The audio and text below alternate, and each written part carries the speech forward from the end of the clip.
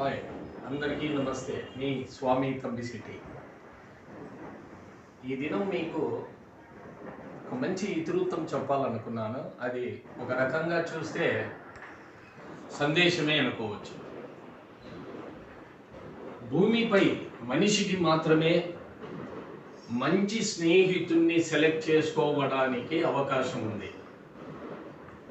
స్నేహములో మంచి చెడు అనేది చూడకూడదు అంటారు, కానీ మనము మాత్రము మన చుట్టూ ఉన్న మనుషులలో, సొసైటీలో మంచి స్నేహాన్ని ఎంచుకోవాలంటే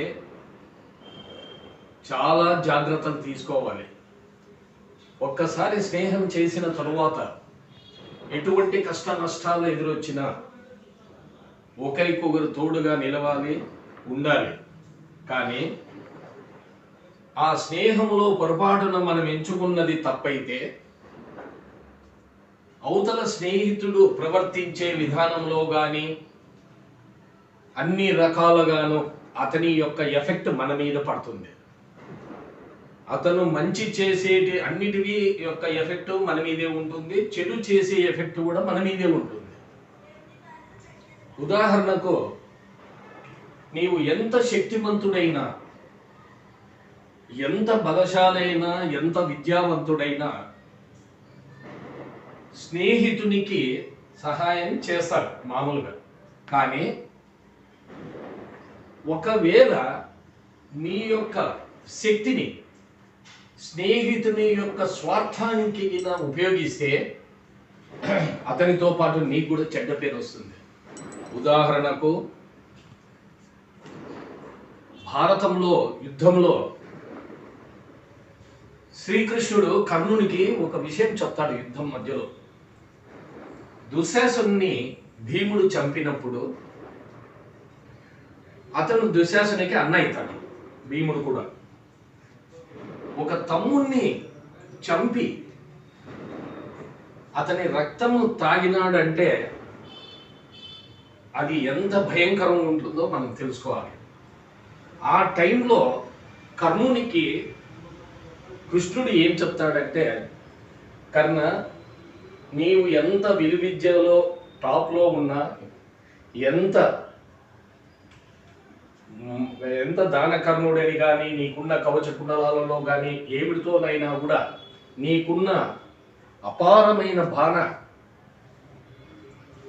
సంపత్తిని అంతా నీవు చెడుకే ఉపయోగిస్తున్నావు. అంటే దుర్యోధనుని యొక్క స్వార్థానికి నీవు తెలిసి కూడా అతని యొక్క చర్యలను సపోర్ట్ చేస్తున్నావు. ఒకటి గుర్తుపెట్టుకో, నీవు ఎంత బలవంతుడైనా, ఎంత శక్తివంతుడైనా న్యాయానికి సపోర్ట్గా ఉంటేనే నీ శక్తి పనిచేస్తుంది. అన్యాయానికి పని చేస్తే, సపోర్ట్ చేస్తే నీ శక్తి ఏమాత్రము పనికిరాదు. దాంతోపాటు నీకు కూడా చెడ్డ పేరు వస్తుంది. కాబట్టి ఒకవేళ చెడు స్వభావం గల స్నేహితుడిని మార్చాలా అనుకుంటే మార్చేదానికి ప్రయత్నం చేయొచ్చు. కానీ ఆ స్నేహితుడు వినకుండా పోయినప్పుడు, ఒకసారి స్నేహం చేసిన తర్వాత అతను ఏమి చేసినా మనం సపోర్ట్ చేయాలంటే అది చాలా భయంకరంగా ఉంటుంది, తప్పుగా కూడా అనిపిస్తుంది.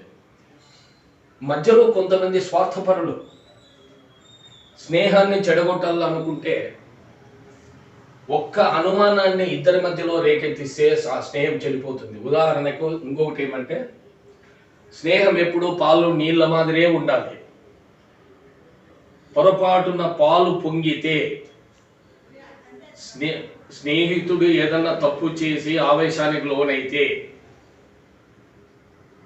మనము అంటే ఇంకొక స్నేహితుడు నీళ్లు అనుకో, ఆ నీళ్లు పొంగే పాల మీద చల్లితే అది తగ్గిపోతుంది.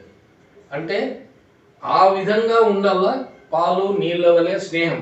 కానీ కొంతమంది స్వార్థపరులు, అంటే ఆ స్వార్థపరులు అనేదాన్ని ఒక ఉప్పు రాయిగా భావించే, ఆ పొంగే పాలల్లోకి ఒక్క ఉప్పు రాయి పడితే అయిపోయింది. పాలు నీళ్లు మొత్తం సర్వనాశనం. చెడిపోతాయి, పాలతో పాటు నీళ్లు కూడా చెడిపోతాయి. కాబట్టి ఏది చేసినా న్యాయానికి సపోర్టుగా ఉండేటట్లే ఉండాలా.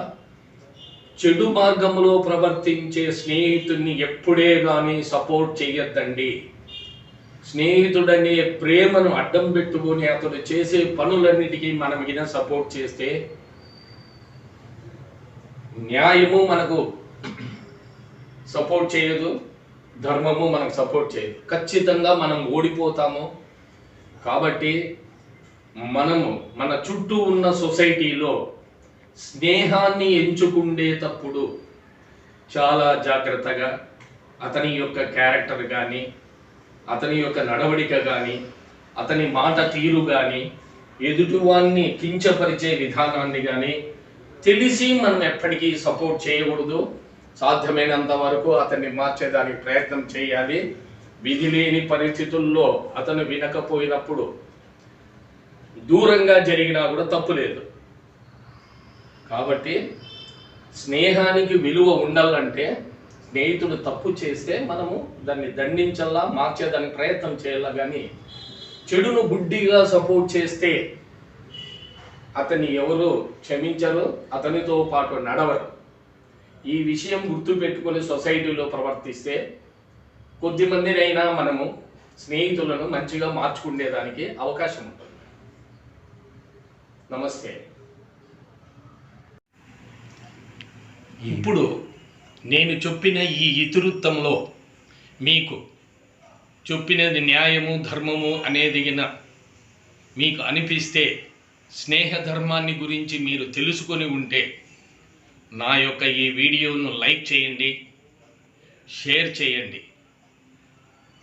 తప్పకుండా ఈ వీడియోను ఆదరిస్తారని, ఈ స్నేహాన్ని ఎప్పటికీ అలాగే ఉంచుకుంటారని చెబుతూ సెలవు తీసుకుంటున్నాను. మీ స్వామి తంబిశెట్టి. సబ్స్క్రైబ్ చెప్పవు.